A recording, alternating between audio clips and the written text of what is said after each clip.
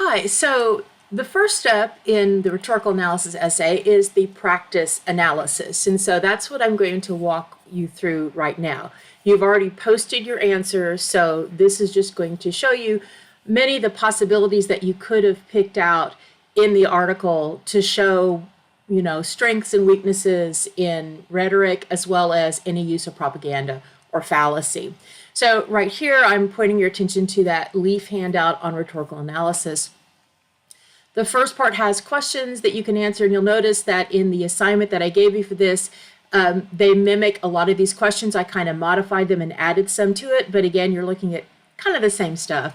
But here on the back is where you have definitions of the three appeals.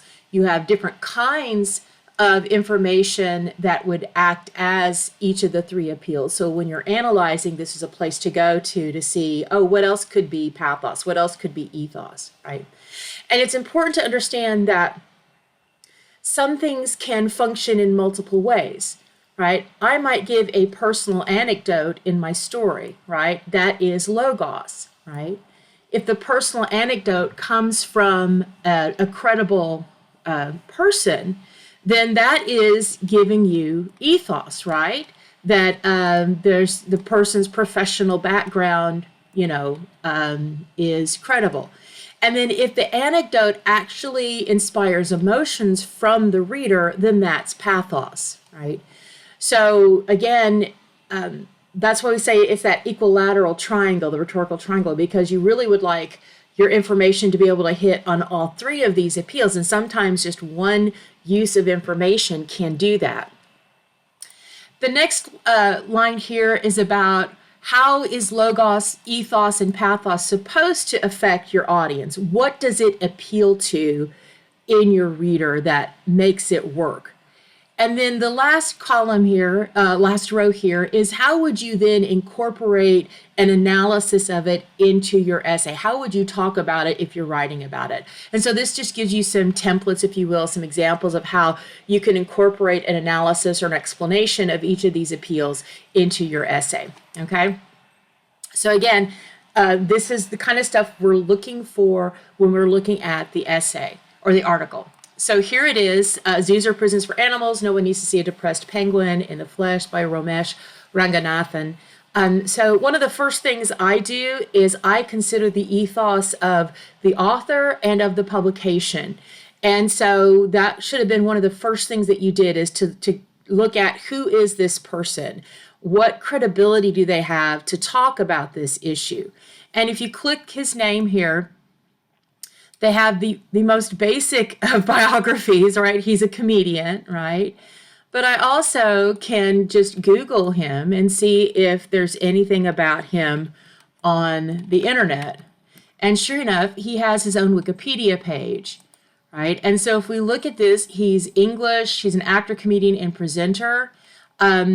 There is nothing in his background. I mean, he worked as a mathematics teacher, but he has no experience in anything that would be related to animals, psychology, zoos, anything like that. So he's got kind of zero credibility in terms of being an expert author on this topic. The important thing here, though, is to see that this is an opinion piece. And so opinion pieces, sometimes they're called op-eds, opinion editorials, sometimes they're just editorials. These are quite common in newspapers and magazines. Basically, it's somebody's opinion, which does not have to be backed up by evidence, right?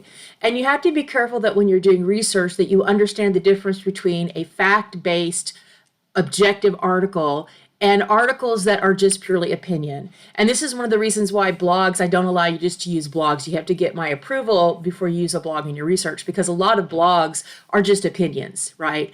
And sometimes they're written by people who have a lot of credibility, and so they have more value. Other times they're just people that want to rant or rave or praise something that they're interested in, and they may look quite good, but they don't have a lot of substance, right? They don't have a lot of credibility when we're looking at academic research. So, but also sometimes opinion columns in newspapers are written by experts in the field, and so those do have, again, more weight. Here, this is already a real low quality article just on the ethos alone. The second kind of ethos I'd look for is the credibility of the publication, the Guardian.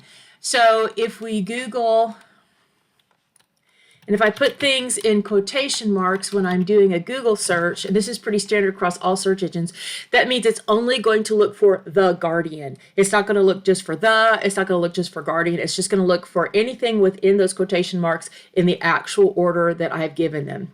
And then I can say something like credibility, right? And so one of the first here is this media bias fact check site.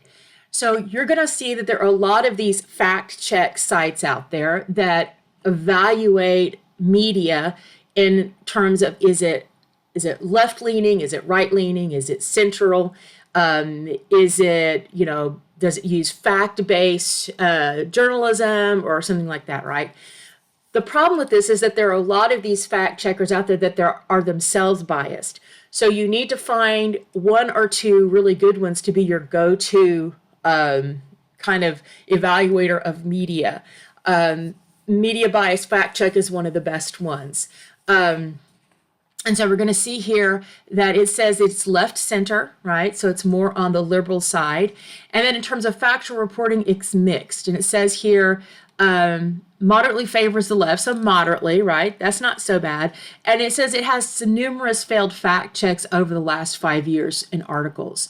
So it's not a total loss, right? It doesn't mean that it's a horrible publication, but it does have some problems with credibility that would make it not the best for academic research. The nice thing is, though, that if you've got an article or information in an article in this journal that's actually credible, you should be able to find it in more credible sources, so you're not relied on using this. So again, those are the two things that I would look for immediately for ethos. Another thing that you should consider for ethos is timeliness, and this article is 4 years old. So we have to consider, is the topic one that 4 years is too long for this to be credible? And I don't think it is. Zoos we've not had a big change in the way we run zoos. There still is the debate whether they should be open or not. So 4 years is not too old for this particular topic, but for other topics, it might be too old. So again, that's something you have to look at. So I've already got a real big problem with ethos, and that would be what I would do if I was writing a paragraph, like in your essay, you're going to have a paragraph that's devoted to each of the appeals, right? So on my paragraph of ethos, if I were writing about this, I would just have to say that it has very weak ethos.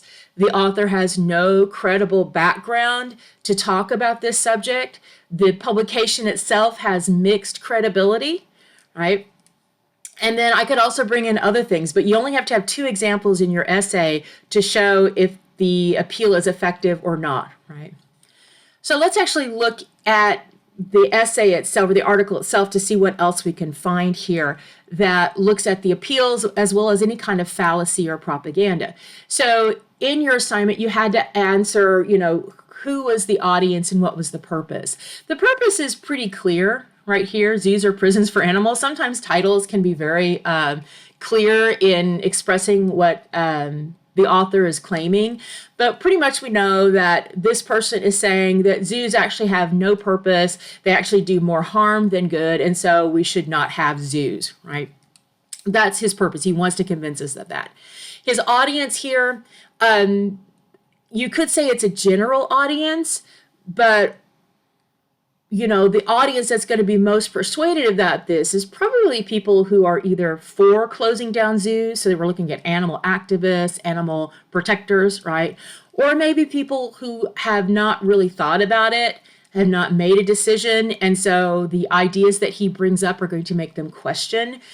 If somebody is an advocate of zoos, I don't know that this article would actually do much to convince them. But again, he makes some points that might make people think, all right?